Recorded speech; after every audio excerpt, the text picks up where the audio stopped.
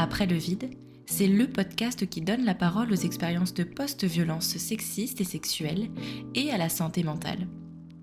Je suis Romane, sophrologue spécialisée dans l'accompagnement des victimes de relations abusives, et je te donne la parole sur le podcast. 2007. Sarah a 21 ans quand elle découvre qu'elle est enceinte. Elle prend rapidement la décision d'interrompre cette grossesse et débute le parcours d'IVG. 2023. Ce n'est que très récemment que Sarah réalise que ce qu'elle a vécu durant cette IVG, en plus des autres violences que vous découvrirez au fur et à mesure de cet épisode, est un viol.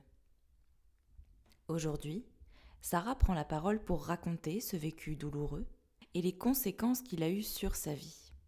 Bonne écoute. Bonjour à toutes et à tous qui m'écoutez aujourd'hui.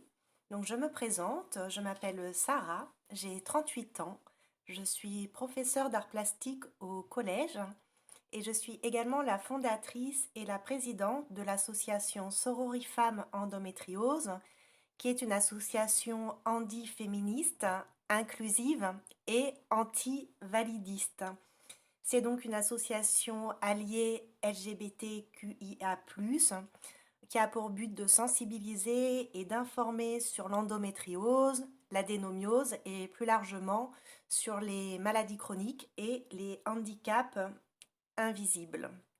Si je prends la parole aujourd'hui, c'est en tant que personne, car je souhaite partager mon histoire avec toi en tant que victime et survivante de violences sexistes et sexuelles, médicales et gynécologiques, dans le cadre de mon IVG réalisé en 2007 suite à une grossesse surprise et non désirée. J'avais alors 21 ans. Donc en fait, ça faisait quelques mois à cette époque que j'étais en couple, 3 mois il me semble, avec un garçon que nous allons appeler Jacques pour l'enregistrement. Donc ça faisait 3 mois que nous étions amoureux, Jacques et moi, et nous avions des rapports sexuels, mais sans pénétration vaginale ou anale, puisqu'à l'époque, je ne prenais pas la pilule contraceptive du fait d'une endométriose et d'une adénomiose extrêmement marquée et d'une intolérance en fait à l'hormonothérapie. Donc de ce fait, nous faisions très attention et nous avions envie de prendre notre temps avant d'avoir des rapports pénétratifs. Et nous étions donc partis en vacances au mois de février à Bordeaux, quelques jours, donc on était tous les deux étudiants. Et au retour des vacances, j'ai commencé à me sentir pas dans mon assiette normale, entre guillemets. Et j'ai remarqué que j'avais du retard dans mes règles, sauf que à ce moment-là de ma vie, j'avais des cycles très anarchiques à cause de l'endométriose et de l'adénomiose. Donc j'avais des règles totalement instables et donc ça m'arrivait de ne pas avoir mes règles pendant plusieurs mois, d'avoir mes règles pendant 3 semaines. Donc c'était vraiment très compliqué de suivre mon cycle. Mais j'avais quand même cette sensation que quelque chose clochait et que donc j'avais la conviction d'être enceinte. Donc dès que mon ressenti en fait est devenu très présent, j'ai tout de suite fait un test urinaire qui a été donc positif. Et dans la foulée, je suis allée au laboratoire de mon quartier. J'habitais alors à Toulouse et pour demander donc une prise de sang. Et donc ça n'a pas loupé. La prise de sang était positive pour la grossesse. Dès que j'ai eu ce résultat, j'ai appelé mon médecin traitant de l'époque en urgence pour avoir un rendez-vous car il était évident pour moi à ce moment-là que je ne souhaitais pas devenir mère. J'avais à peine 21 ans, j'étais en plein dans mes études et je connaissais Jacques seulement depuis 3 mois. Donc c'était hors de question et complètement inconcevable pour moi de mener cette grossesse à terme. Donc j'ai tout de suite appelé mon copain de l'époque pour lui annoncer la nouvelle. Donc ça n'a pas été une partie de plaisir, ni pour lui, ni pour moi.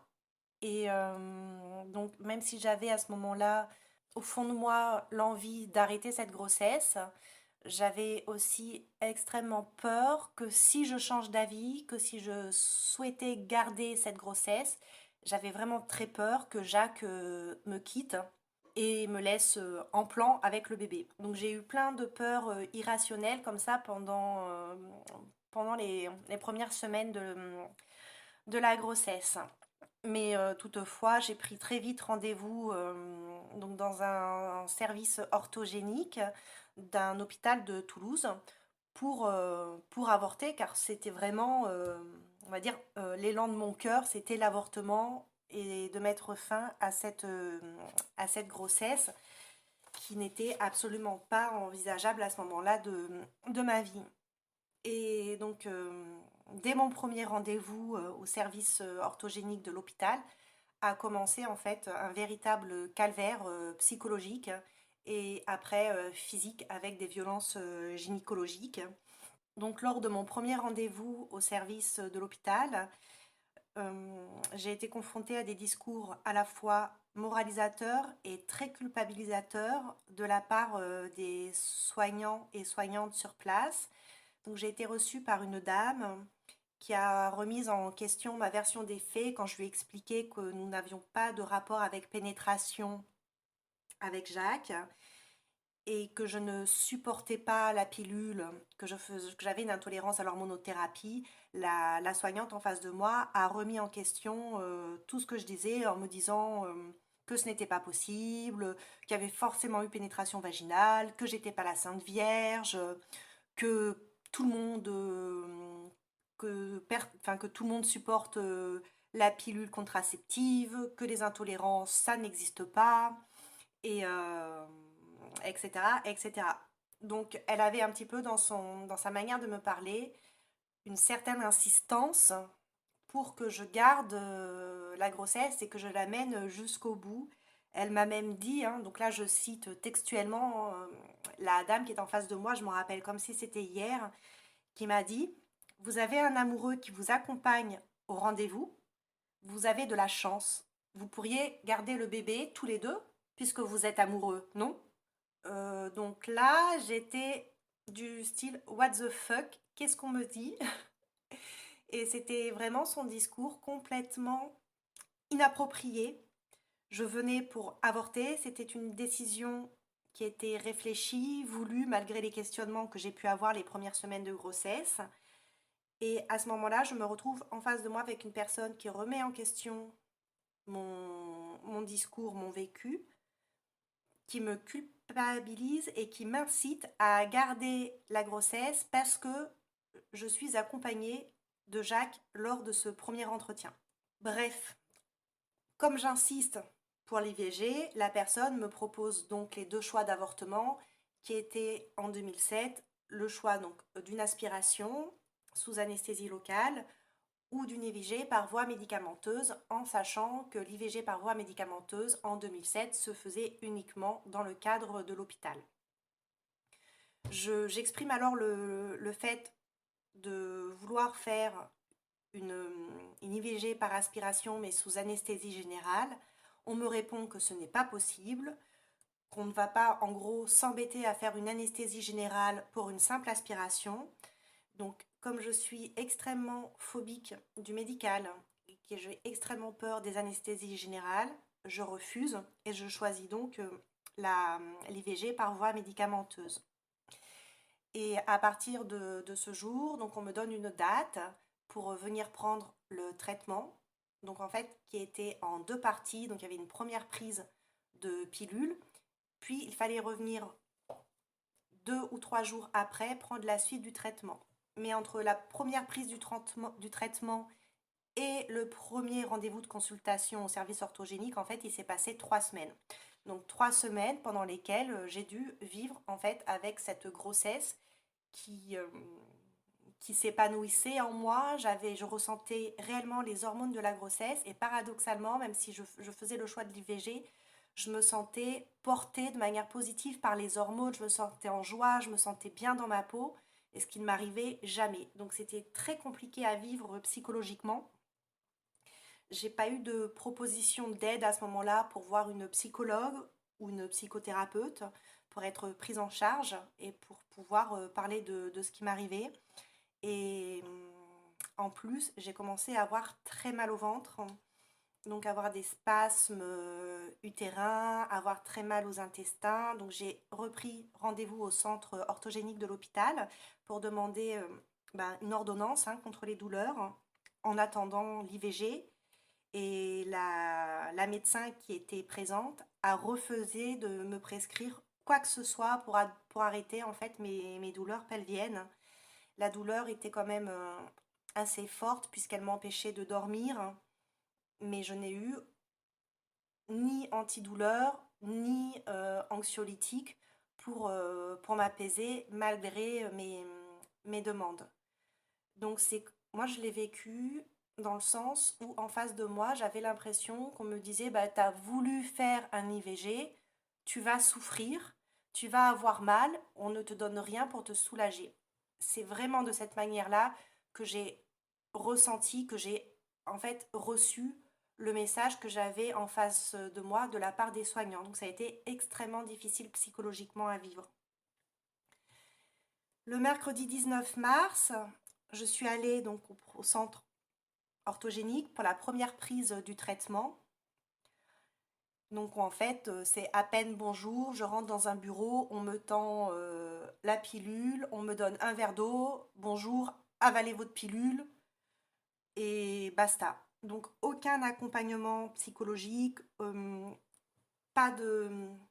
Voilà, moi je m'attendais pas non plus à être dans une ambiance cocooning, mais je m'attendais à être un petit peu accompagnée, qu'on me propose un thé, un café, parce que même si l'IVG est un choix, c'est pas pour autant que c'est facile à vivre. Ça peut être très facile à vivre pour certaines personnes, autant que ça peut être compliqué pour d'autres. Donc je n'ai eu aucun soutien.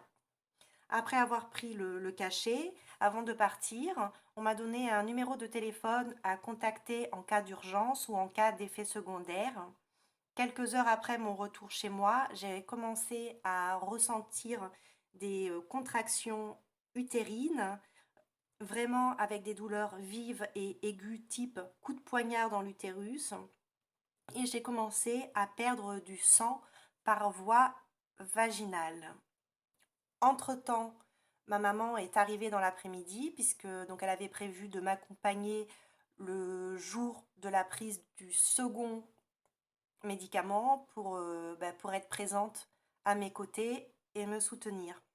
Donc ma mère arrive dans l'après-midi, donc très inquiète de me voir dans un état où j'étais extrêmement blanche, j'avais très mal, je commençais à perdre du sang. Donc ma maman a appelé plusieurs fois le numéro d'urgence qu'on nous avait donné au centre orthogénique, numéro d'urgence auquel personne n'a répondu de la journée. Moi, je ne voulais absolument pas aller aux urgences de l'hôpital, car ayant la phobie des milieux hospitaliers, c'était très compliqué pour moi. Donc on s'est dit avec ma mère, bon, on va attendre un petit peu, ça fait partie des effets secondaires du médicament. On va attendre un peu que ça se tasse ou que ça passe ou voir comment ça évolue.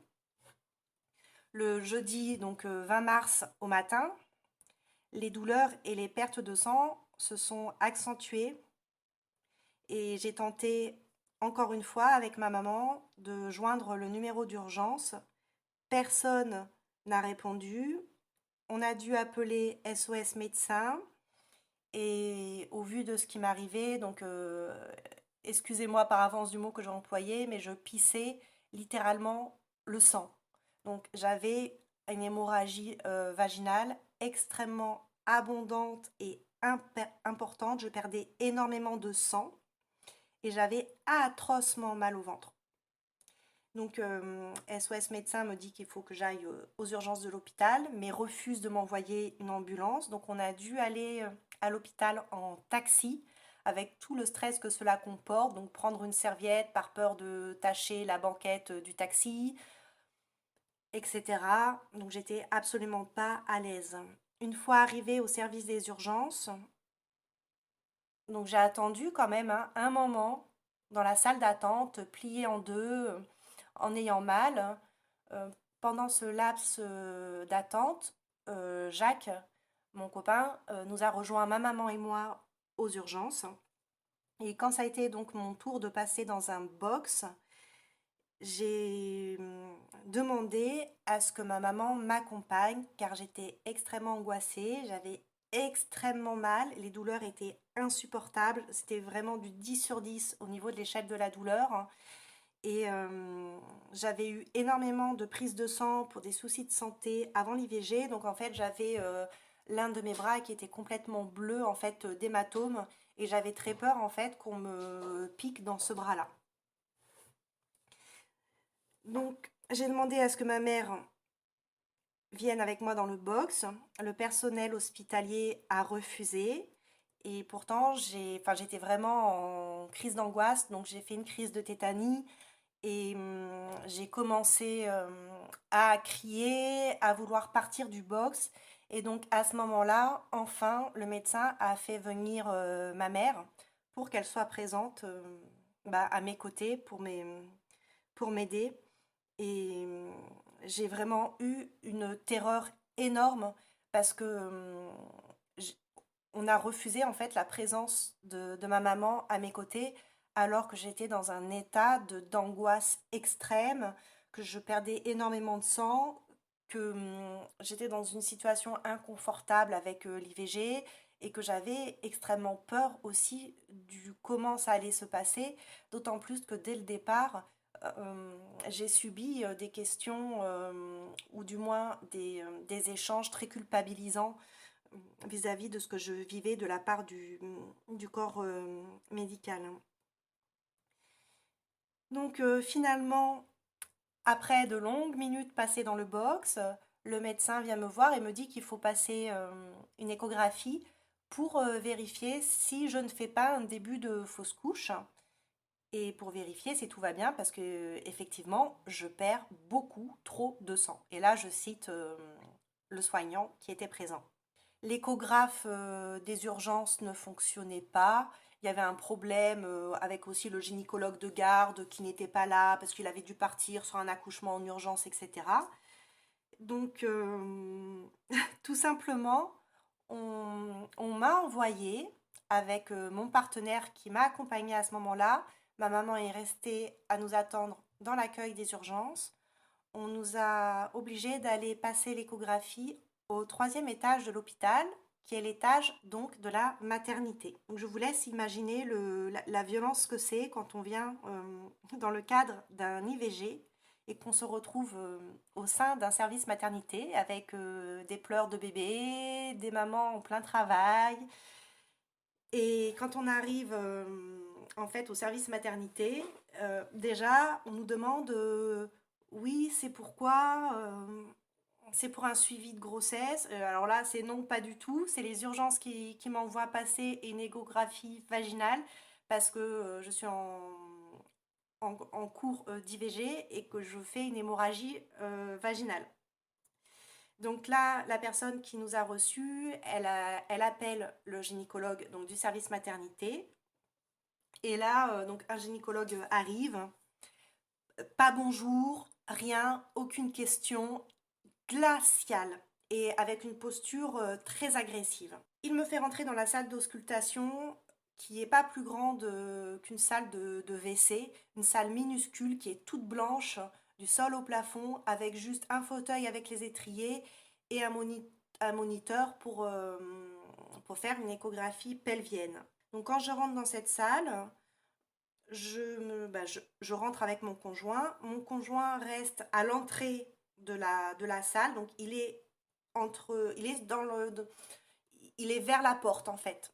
Il est présent dans la petite salle, mais vers la porte. Le gynécologue me demande de me déshabiller entièrement, d'enlever mon t-shirt, d'enlever ma culotte.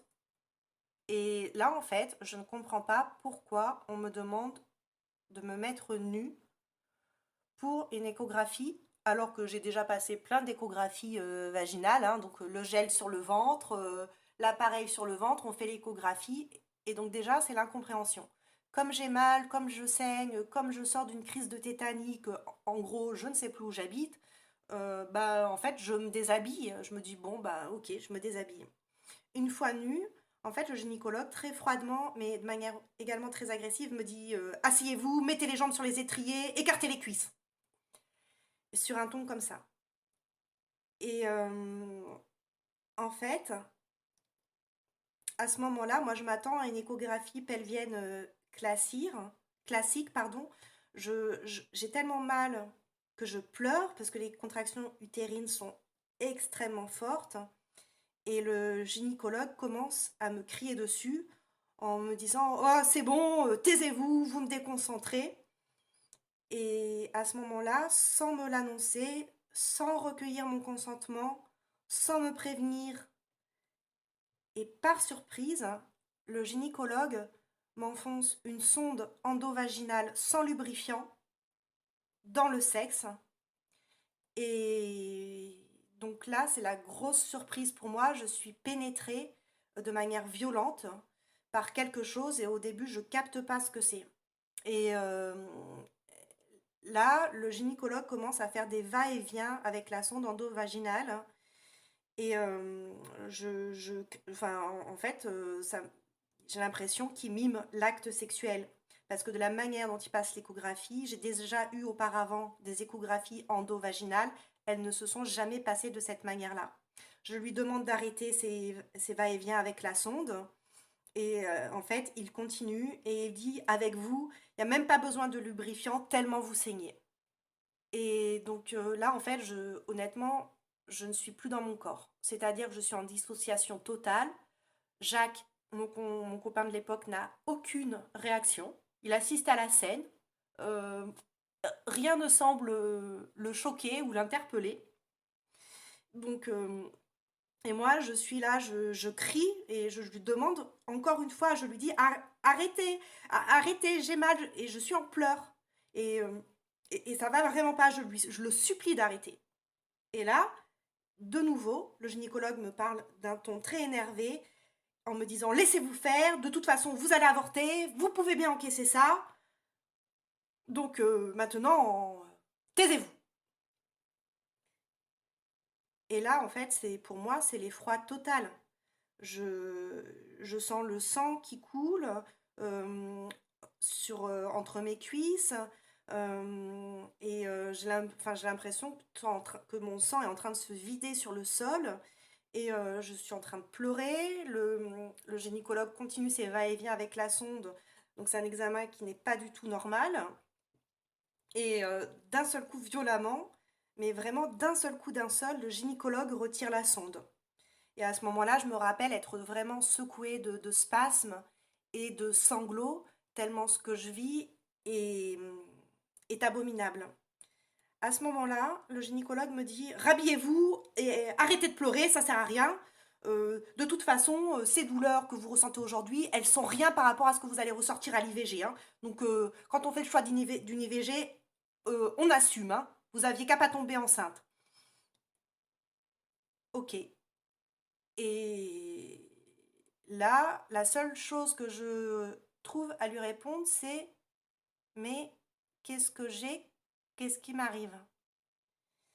Et là, il m'explique, donc toujours sur un ton agressif, il m'explique, donc je cite entre guillemets, vous faites un début de fausse couche, mais il est hors de question de vous garder à l'hôpital pour un curetage. De toute façon, on n'a pas de place. Donc je vais vous donner un médicament pour stopper vos contractions. Vous reviendrez le 21 mars comme prévu pour la suite de l'IVG. En attendant, je vous préviens que vous pouvez quand même vous vider de votre sang en quelques minutes et mourir. Et là, il me met à la porte, en fait, du service maternité en me disant ça. Jacques, aucune réaction. Donc, moi, en fait, comme mon copain de l'époque ne réagit pas, je comprends pas, en fait. Je comprends pas ce que je suis en train de vivre. Je ne comprends pas pourquoi mon conjoint de l'époque ne dit rien. Je comprends pas ce qui m'arrive. Et donc, du coup, on redescend au service des urgences par nos propres moyens, parce que donc aucun accompagnement. Je pisse le sang, mais j'ai même pas le droit à un brancard ou un fauteuil roulant. Enfin, c'est vraiment complètement anarchique.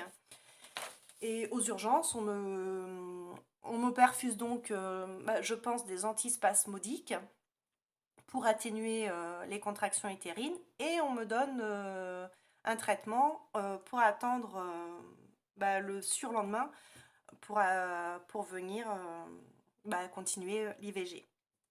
Le vendredi 21 mars, à 8 heures du matin, j'ai rendez-vous au service orthogénique pour poursuivre mon traitement, c'est-à-dire prendre le deuxième médicament qui, lui, permet en fait l'expulsion de l'embryon par voie vaginale.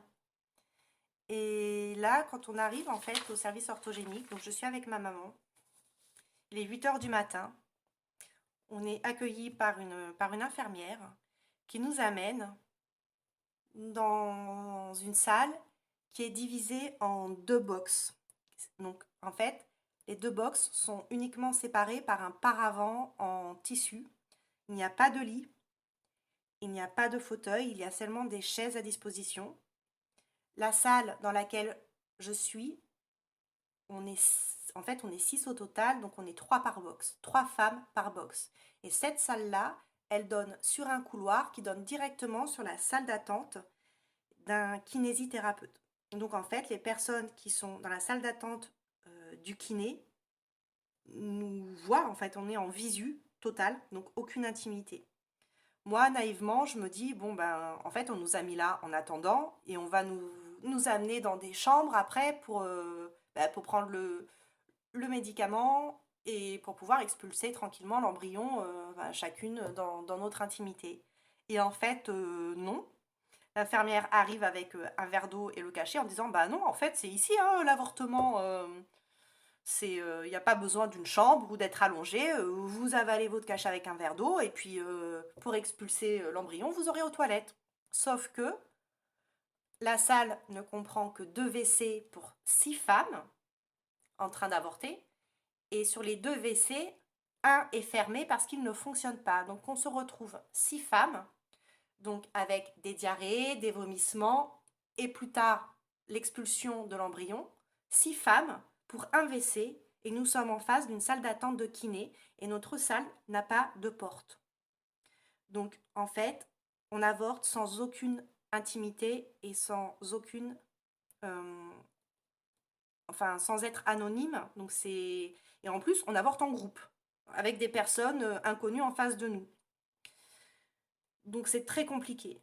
Là, encore une fois, en fait, je comprends qu'il y a quelque chose qui ne va pas, mais en fait, je suis là pour mon IVG. En fait, en gros, une fois encore, on fait, en tant que patient, on fait ce que les soignants et soignantes nous disent de faire. Donc en fait, on est dans une relation de soumission où on a perdu notre libre arbitre, puisqu'on est en face de nous, on a des gens qui sont des sachants, des sachantes, et qui savent mieux que nous ce qui est bon pour nous.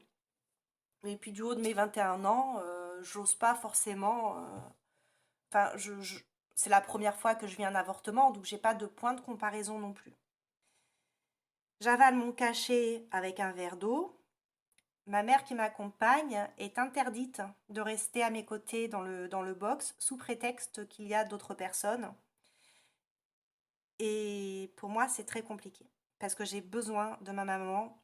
Et à ce moment-là, quand on lui refuse l'accès à mes côtés, de nouveau, je fais comme la veille une crise d'angoisse, avec une crise de tétanie et donc de grosses difficultés à respirer et à reprendre ma, ma respiration tout simplement. J'ai très mal à l'estomac, je sais que c'est psychosomatique, mais c'est une réelle prise d'angoisse, je ne peux pas la contrôler.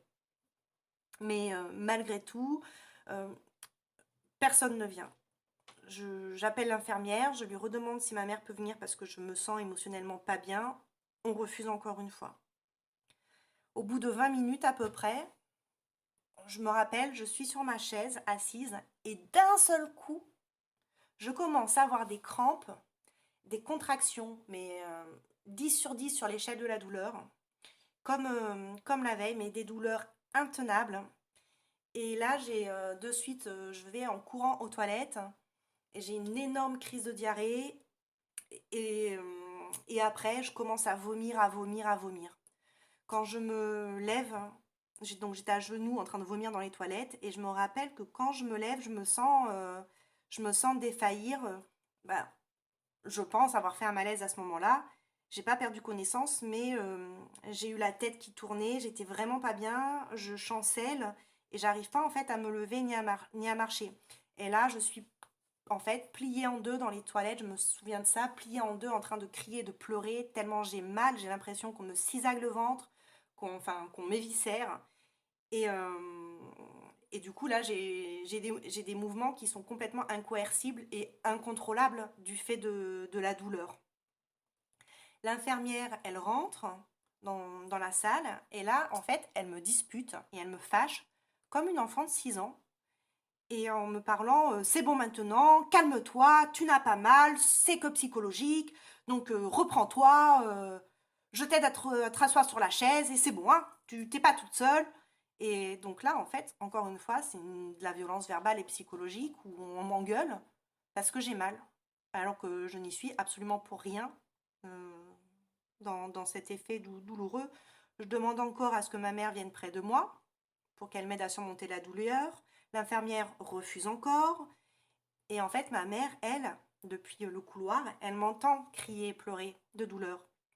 Et donc, en fait, elle s'est imposée auprès de l'infirmière et elle lui a demandé de me mettre dans une salle à part avec un lit pour que je puisse être seule, que ma mère puisse être à mes côtés et que c'est absolument inhumain de me laisser dans un état pareil de souffrance et de douleur alors qu'il y a la possibilité de me mettre dans une pièce à part. Alors au départ, l'infirmière, pardon, elle refuse catégoriquement et en fait ma mère s'est montrée très sèche et très menaçante auprès de l'infirmière pour qu'en fait je puisse être mise à part. Donc grâce à ma maman, au bout de, je sais pas, 10 à 20 minutes, l'infirmière vient me chercher et elle me met donc dans une salle, euh, pas très loin, hein, une autre salle dans le couloir qui a donc un matelas, donc un lit et un brancard en fait. Et donc la pièce, bon, il n'y a rien, il y a un brancard, un fauteuil et une porte. Donc l'infirmière me met sur le brancard et là, en fait, elle s'en va de la pièce et ma mère essaye de rentrer et l'infirmière, en sortant, dit non, c'est bon, euh, vous avez déjà créé des ennuis pour que votre fille elle soit dans une chambre. De toute façon, vous n'avez pas à être dans le service ni à être auprès de votre fille. C'est interdit à la famille. Voilà, en gros, c'est pas une sortie familiale. Enfin, voilà. Donc moi, j'entends ça, je suis dans les douleurs, j'entends ma mère qui se fâche et mais je relève pas en fait ce qui se passe parce que je suis dans un tel état de douleur physique qu'en fait, bah, je suis comme ce qui s'est passé avec le gynécologue. Je suis dans une espèce de dissociation de ce que je suis en train de vivre. Et donc je suis là sans être là physiquement. Je suis là physiquement, mais je suis pas là moralement en fait. C'est comme si j'étais désincarnée et que je n'étais plus dans mon corps. Et ce que je ressens, c'est que mes contractions utérines, elles, se font de plus en plus violentes. C'est-à-dire que à chaque minute qui passe, la douleur, elle devient plus intense. Et je suis à bout tant cette douleur, elle est éreintante et qu'elle est atroce. Et je suis vraiment, en fait, au bout de ce que je peux endurer. Je ne peux pas endurer plus. Et à ce moment-là, ma mère, elle m'entend, en fait. Elle m'entend pleurer, elle m'entend crier. Et donc, peu importe ce que dit l'infirmière, ma mère vient dans la salle où je suis enfermée. Et à ce moment-là, quand elle voit à quel point j'ai mal, parce qu'elle doit le lire en fait sur mon visage et le voir sur mon corps, elle appelle l'infirmière et elle demande à ce qu'un médecin vienne pour qu'on me fasse en fait une perfusion d'un antidouleur quelconque, parce que là, la douleur, elle est absolument pas, enfin, on peut pas me laisser dans cet état-là, quoi. Donc, premier refus de l'infirmière. Et là, donc, de nouveau, mais vraiment, heureusement que ma mère était là, sinon je ne sais pas comment j'aurais été traitée. Déjà que malgré sa présence, j'ai vécu des choses abominables, mais sans elle, honnêtement, je pense que je n'aurais pas survécu à ce qui m'arrivait. Et à force d'insister, eh ben, l'infirmière finalement revient avec un cathéter, une ampoule d'un antidouleur quelconque pour me... alors, pas une ampoule, une poche pour me perfuser. Donc elle commence à prendre mon bras gauche qui est perclus d'hématomes à cause de toutes les prises de sang que j'ai eues les semaines avant dans le cadre de ma santé. Et là, en fait, je lui dis non, non, la présence d'esprit de dit non, non, vous ne me piquez pas dans ce bras, et vous voyez, il est bleu, non. Donc du coup, elle attrape mon autre bras, et là, en fait, me pique une fois, deux fois, trois fois, quatre fois. Et à ce moment-là, bah, je commence à pleurer parce que bah, ça me fait les piqûres me font mal, j'ai mal au niveau du ventre, j'ai mal au niveau du dos. Et, et à ce moment-là, l'infirmière me dit ah bah de toute façon, si vous vous décontractez pas, c'est tant pis pour vous, vous êtes trop tendu, je peux pas faire la perfusion. Et donc à partir de là, je reste 4 heures sans antidouleur, même pas un comprimé par voie orale et sans perfusion. Et à ce moment-là, bah, l'infirmière va voir ma mère, elle me dit bon, ben c'est pas possible de lui faire une perfusion, on va un petit peu attendre. Pour l'instant, votre fille, elle se repose, laissez-la un petit peu tranquille. Bon, en fait, tout ce qu'elle voulait, c'est qu'elle voulait pas quelqu'un qui puisse constater en fait les défauts de soins lors de cette IVG. Et je me rappelle qu'à ce moment-là, je suis toute seule dans la chambre. Et d'un coup, je sens une douleur différente des précédentes. J'ai, et là, j'ai la conviction que je vais mourir. Je suis persuadée que je suis en train de mourir. Et dans un élan, en fait, j'appelle au secours l'infirmière. Et quand elle arrive, donc elle rentre dans la salle, elle va vers moi. Donc il faut savoir qu'à ce moment-là, en fait, du moment que j'ai été transférée dans la salle sur le brancard, j'ai été mise donc nue avec une blouse de malade, hein, une blouse d'hôpital. Et donc je suis allongée sur le lit. Là, elle rentre et je suis vraiment crispée par la douleur. Et là, d'un seul coup, mais elle ne me dit rien. Elle ne me demande pas de consentement. En fait, elle écarte mes jambes. Et là, d'un seul coup, elle met sa main dans mon vagin pour un toucher vaginal. Et à ce moment-là, ce que je ressens, c'est vraiment horrible parce que ça me renvoie à ce que j'ai vécu la veille avec le gynécologue.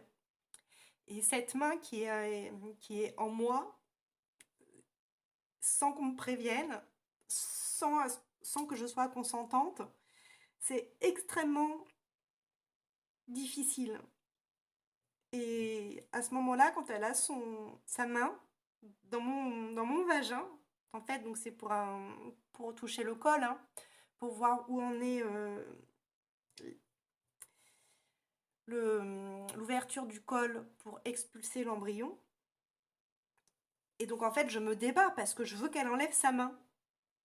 Et là, elle me dit calmez-vous, vous êtes en train d'expulser l'embryon, c'est bon, vous n'allez pas mourir, arrêtez de bouger. Et là, en fait, bon, bah, je commence à pleurer à gros sanglots. J'ai une angoisse terrible qui me monte. Et là, l'infirmière, tranquillement, elle me dit oh là là, c'est bon, hein, c'est pas la peine d'en faire tout un plat. Hein. Ma fille de 6 ans, elle s'appelle Sarah comme vous, elle n'a que 6 ans et elle a eu une opération à cœur ouvert et elle n'a pas fait de crise comme vous, hein, donc vous pouvez bien endurer ça. Et là, je me souviens dans ma tête, le vide, l'absence de compréhension quand l'infirmière, après avoir englouti sa main dans mon intimité sans me prévenir, me parle de sa fille de 6 ans qui est plus courageuse que moi Et c'est vraiment, enfin là, le vide total dans ma tête. Après ce toucher vaginal, j'ai expulsé l'embryon. Et je me rappelle que l'infirmière me demande si je veux le voir. Alors je refuse catégoriquement. Je n'ai pas du tout envie de voir ça. Et après l'expulsion, par précaution, pour voir si tout a été bien expulsé, on m'envoie faire une échographie dans les étages de l'hôpital. Donc je ne sais plus dans quel service c'était. Et en fait, donc j'ai été amenée en brancard parce que j'avais tellement mal et j'ai tellement souffert depuis 8 heures le matin. Là, elle était au moment de l'échographie. Quand on m'envoie faire l'échographie, il est 17 heures. Donc il s'est passé j'ai souffert de 8 heures à 17 heures non-stop, alors que les autres femmes, en fait, elles sont restées 4 heures. Donc elles sont arrivées à 8 heures, elles sont parties à midi. Donc moi, je n'ai expulsé l'embryon que vers les 16 heures, donc ça montre bien à un moment donné qu'il y a eu un souci, en tout cas, avec le traitement qu'on m'a donné et que mon corps a réagi d'une manière qui n'était pas prévisible et qui n'était pas prévue. Bref, le brancardier, donc un homme d'une gentillesse extrême, en fait, il voit l'état de mes bras et quand il m'emmène en fait en gynécologie, il me fait la réflexion, il me dit mais qu'est-ce qu'on vous a fait pour que vous ayez les bras enfin autant d'hématomes? Et là, moi, je suis complètement shootée par la douleur en fait, donc je ne me rappelle même plus ce que je lui dis. Et il me dit bon, je vous dépose là pour l'échographie. Et après, ne vous inquiétez pas, c'est moi qui reviens vous chercher et je vous ramènerai donc en bas au service orthogénique. Donc le docteur arrive, donc c'était un interne pour l'échographie.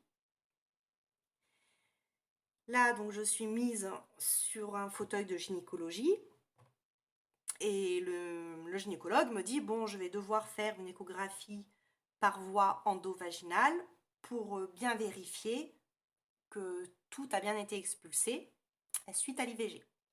Ok, là il me prévient, il y va en douceur, il fait un vrai examen qui n'a rien à voir avec les va-et-vient à connotation sexuelle du gynécologue d'avant. Donc il me fait une échographie tout à fait normale.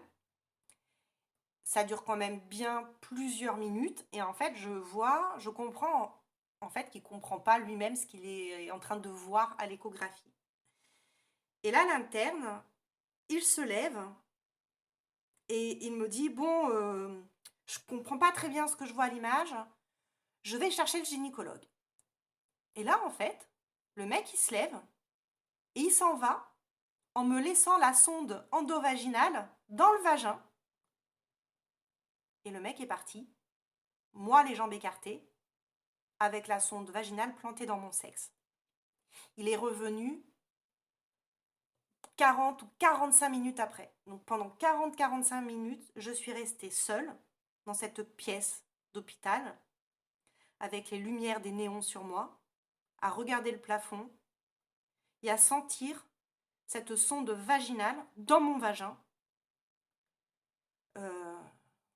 Atroce.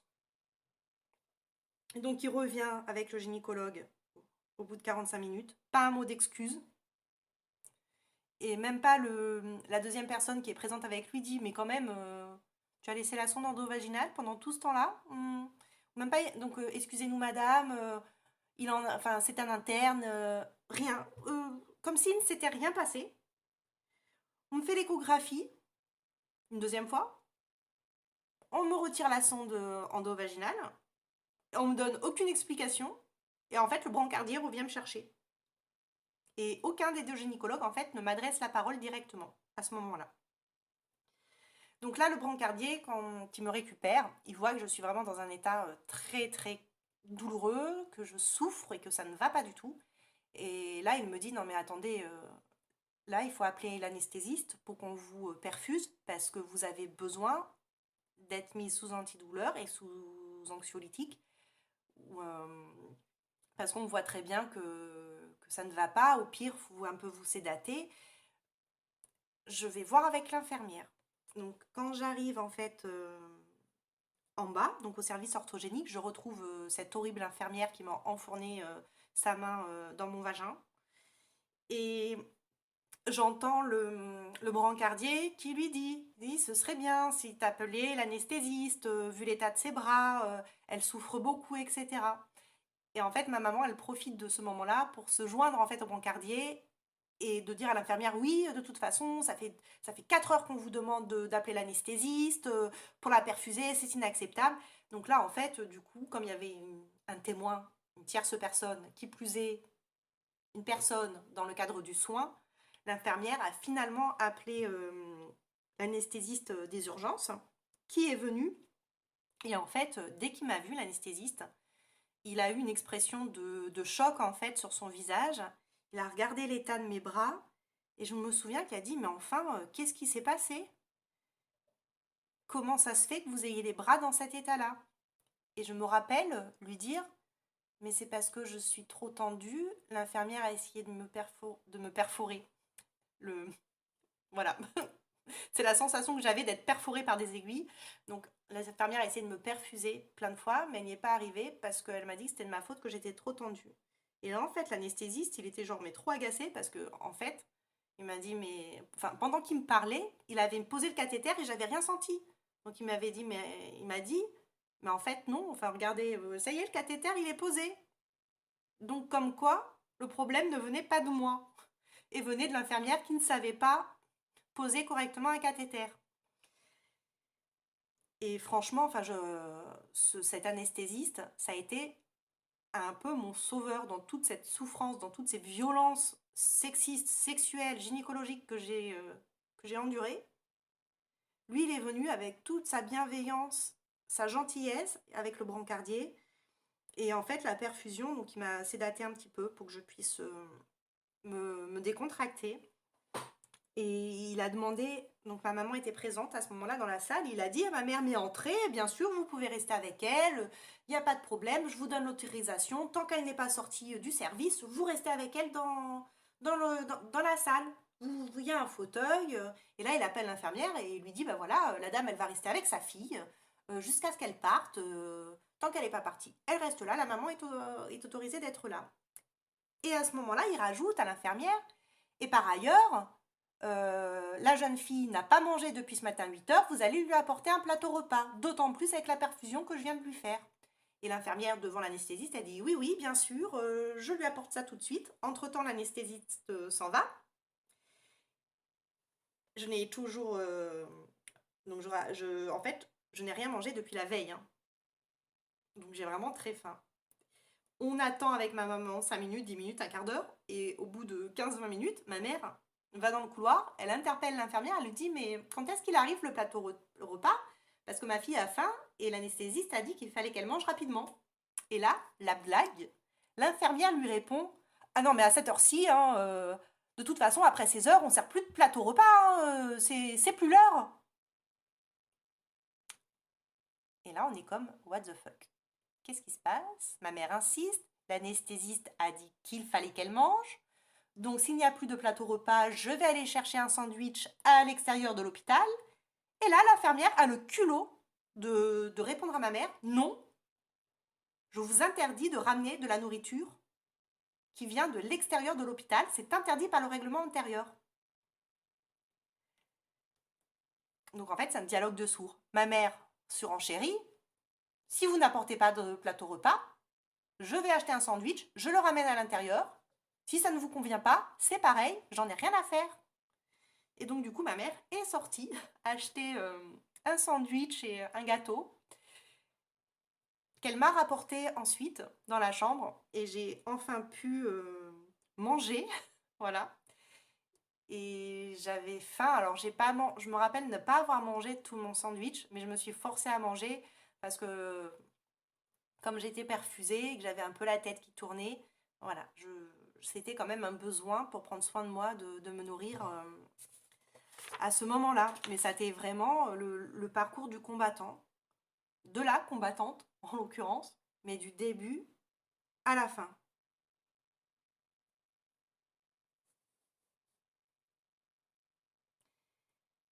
Et à ce moment-là, il est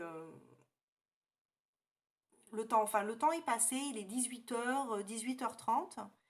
Et en fait, malgré l'expulsion de l'embryon, malgré l'échographie que j'ai passée, dont on ne m'a rien dit, j'ai toujours anormalement mal au ventre. Je continue à perdre pas mal de sang. Et le médecin cadre du service orthogénique qui passe me voir, donc m'explique, ainsi qu'à ma mère, que au vu de la journée que j'ai passée, au vu de mes douleurs et de mes saignements qui sont quand même abondants, on va me garder en observation pour la nuit. Et si la nuit ça se passe bien, je sortirai le samedi 22 mars au matin. Donc à ce moment-là, on se dit au revoir avec ma maman, à demain matin. Le médecin vient me chercher et me dit très bien, on va vous mettre dans une chambre dans les étages. Et devinez où on me fait passer la nuit? Dans une chambre du service maternité, avec des femmes en plein travail, en train de crier parce qu'elles accouchent, avec des nouveau-nés qui pleurent. Et là, je me retrouve de nouveau dans ce service maternité et je me demande vraiment ce que je fais là. Et en fait, avec du recul, je me rends compte que tout ce que j'ai vécu dans le cadre de cet avortement, à chaque étape, je me suis demandé, mais qu'est-ce que je fais ici? Pourquoi ça m'arrive à moi? En fait, je suis à ce moment-là dans l'incompréhension de ce qui m'arrive, tellement les violences se sont superposées les unes aux autres. Et je me rappelle, et ça c'est un souvenir qui est très dur pour moi, le samedi matin, donc je suis réveillée très tôt, c'est l'heure des petits déjeuners, et l'aide-soignante, donc elle frappe à la porte, elle entre, elle pose le plateau du petit déjeuner à mes côtés. Là, elle regarde dans la salle, dans ma chambre, et elle me dit: ah, mais je vois que votre bébé a passé la nuit en nurserie, je vais aller vous le chercher. Réponse de ma part: je n'ai pas de bébé. On m'a transférée dans ce service en observation pour la nuit suite à un avortement. Et là, j'ai senti le malaise et l'aide-soignante, je crois qu'elle était encore plus mal à l'aise que moi. Et le fait que l'aide-soignante soit hyper mal à l'aise, en fait, ça m'a un petit peu aidée. En fait, elle était mal à l'aise, mais d'une manière très empathique. Et elle s'est vraiment excusée. Elle m'a dit que c'était pas normal que je sois dans un service maternité. Et en plus, cette aide-soignante, je me rappelle très bien, quand elle est venue dans la salle, en fait, elle portait un bébé prématuré en écharpe de portage. Et ça m'a marqué. Moi, je suis venue pour avorter. Et en fait, on m'accueille dans une chambre le matin où une aide-soignante avec un bébé porté en écharpe vient m'apporter le petit déjeuner en me proposant d'aller chercher mon bébé alors qu'en fait, je viens d'interrompre une grossesse. Et c'est tellement absurde comme scène. En fait, c'est du burlesque. Je vis quelque chose de complètement burlesque qui n'a pas de... où il n'y a pas de limite. Tout est permis. Bref, le matin, quand le médecin passe, je n'ai plus de saignements. Enfin, les saignements se sont calmés, mais en même temps, j'ai passé la nuit allongée. Donc, évidemment, les saignements se sont quasiment arrêtés. Mais j'ai toujours extrêmement mal au ventre. Je demande à avoir une ordonnance pour sortir pour la douleur. On me dit non, non, c'est bon, la douleur, ça va passer. Reposez-vous. Et puis, si jamais il y a un problème, vous revenez aux urgences. Donc, le samedi 22 mars, je repars chez moi avec ma maman. Et évidemment, on a laissé un petit peu des heures passer et les saignements sont revenus. Les douleurs se sont réintensifiées de manière très récurrente. Donc, on est de nouveau retourné à l'hôpital, au service des urgences l'après-midi même. Donc, c'était le samedi 22 mars après-midi, sur les coups c'était la fin de l'après-midi. Mais donc on me sculpte, on me dit non, non, tout est normal, vous rentrez chez vous, reposez-vous. On me dit exactement la même chose que le matin. Le dimanche, de nouveau, je retourne aux urgences tellement j'ai mal et parce que je continue à saigner. que j'ai tellement mal en fait au ventre que je n'ai pas dormi de la nuit et que en fait j'ai des douleurs pelviennes, j'ai des douleurs lombaires, j'ai mal à l'estomac. Bref, ça ne va pas du tout.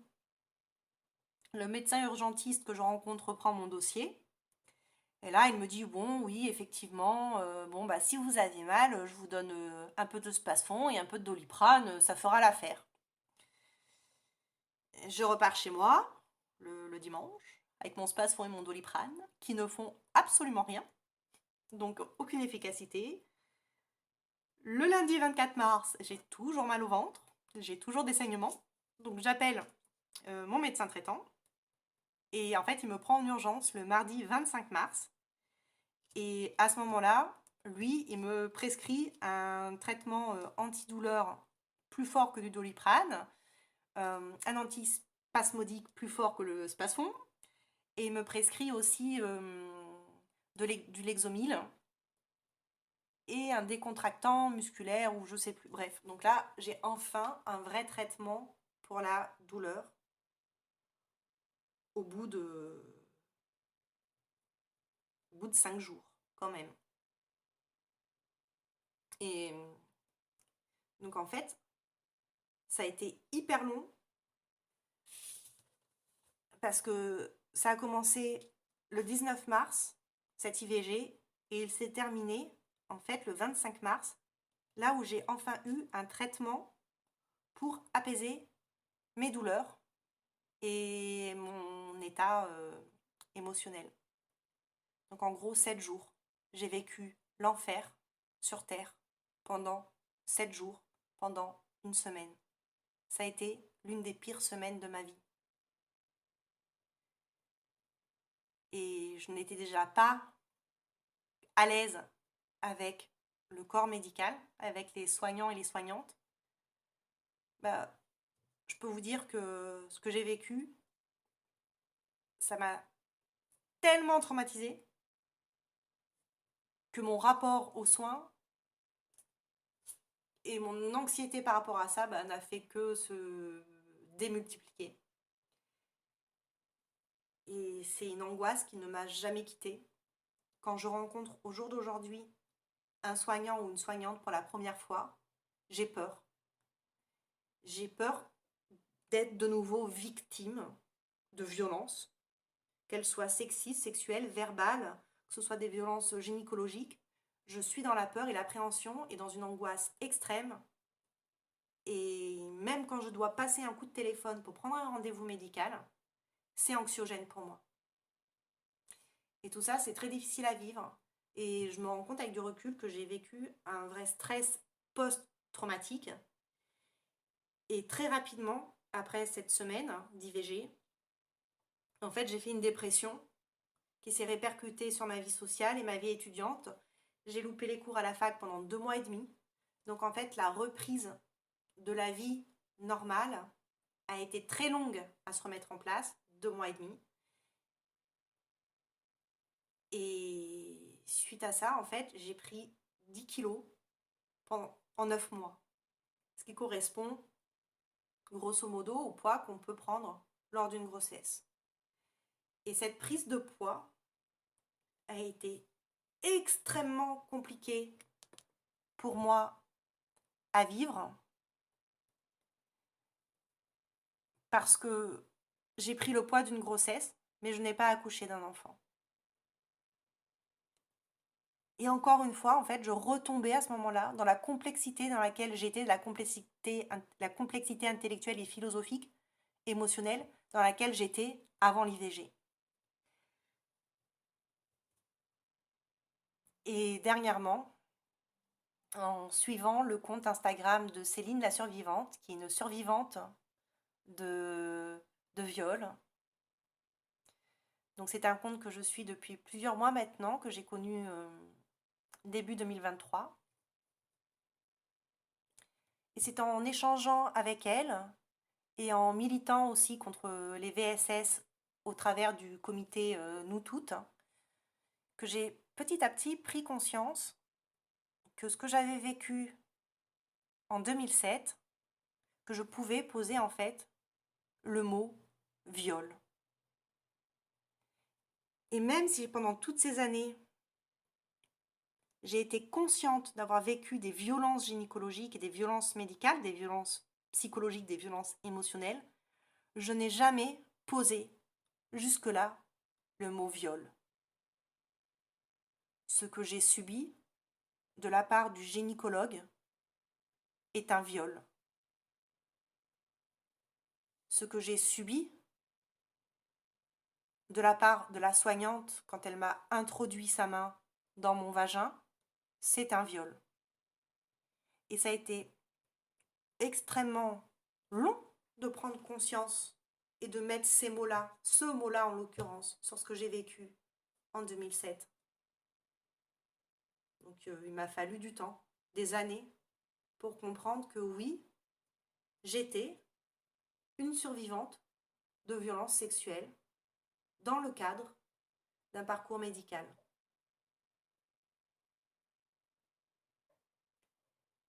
Et si je prends la parole aujourd'hui, c'est vraiment pour dire à quel point c'est important de parler, de libérer sa parole et de poser les bons mots sur ce qu'on peut vivre ou sur ce qu'on a subi.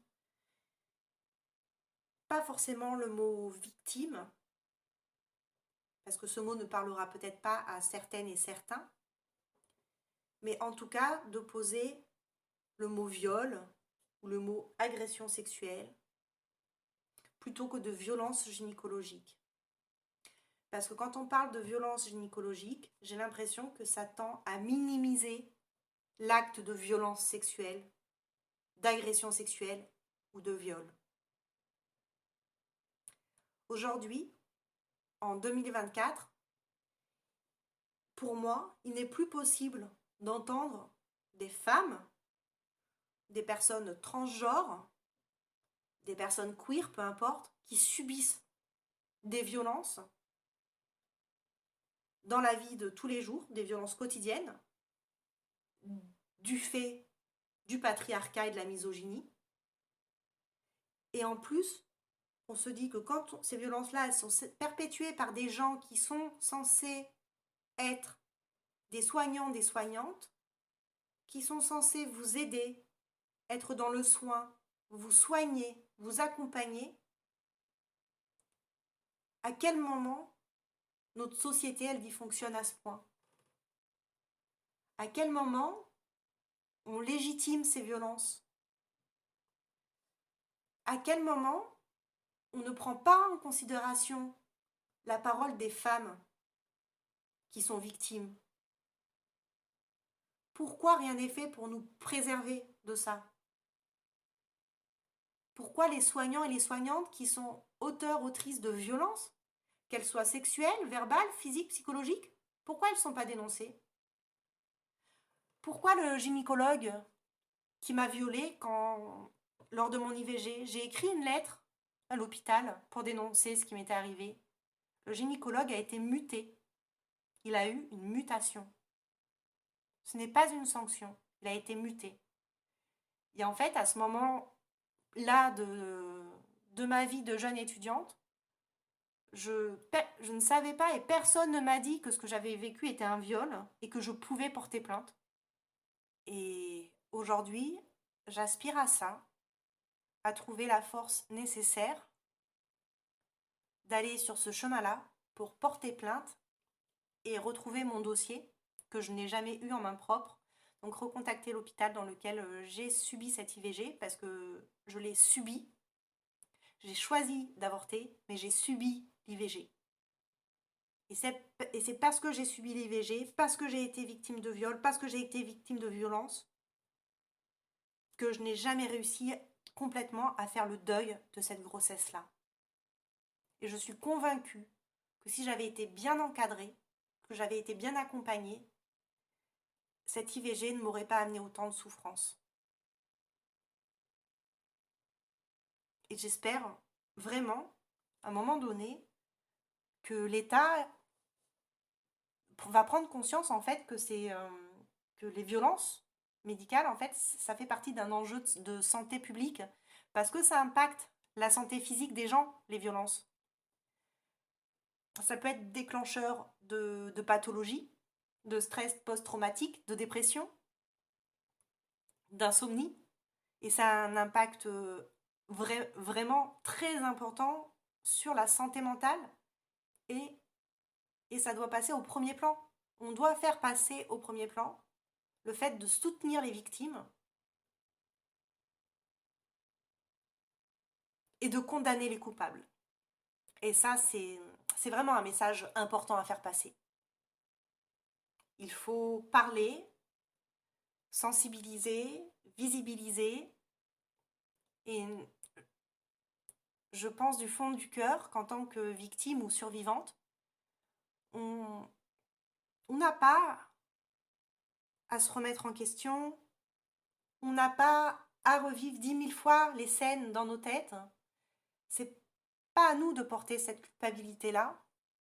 Cette culpabilité, si culpabilité il doit avoir, elle devrait être ressentie par les auteurs et les autrices des violences gynécologiques. La honte, elle n'est pas de notre côté. Elle est du côté de celles et de ceux qui agressent. Et c'est extrêmement important de dire aussi aux personnes qui sont victimes qu'on les croit, qu'on les soutient, qu'on est là éventuellement pour les aider, pour éventuellement les accompagner si elles veulent déposer plainte, si elles ont besoin d'être accompagnées à un rendez-vous médical ou psychologique, peu importe. Et je pense qu'on peut traverser ça grâce à la sororité, à l'adelphité, à la solidarité. Et je pense que, évidemment, ensemble, nous sommes plus fortes et nous sommes légitimes. Sur ces mots, eh ben, je vous remercie pour votre écoute attentive. Je remercie aussi, je suis très reconnaissante d'avoir pu partager mon expérience et mon vécu, aussi douloureux soit-il. C'est, c'est important de parler et ça ouvre des portes. Et si toi aussi tu as été victime de violence, sache que je te crois et que je te soutiens.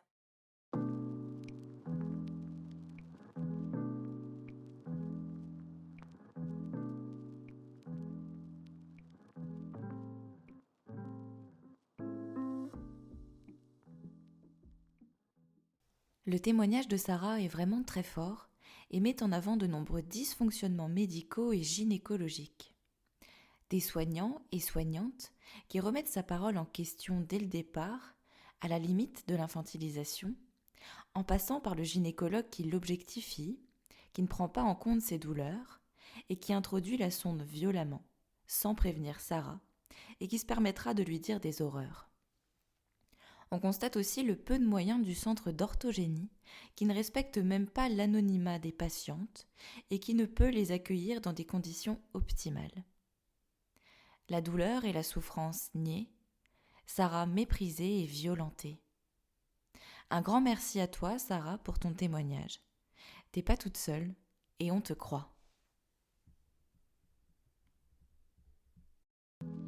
Et si toi aussi tu veux raconter ton histoire, au micro du podcast, à l'écrit, peu importe, tu peux m'envoyer un message sur le compte Instagram d'Après le vide. À bientôt pour le prochain épisode.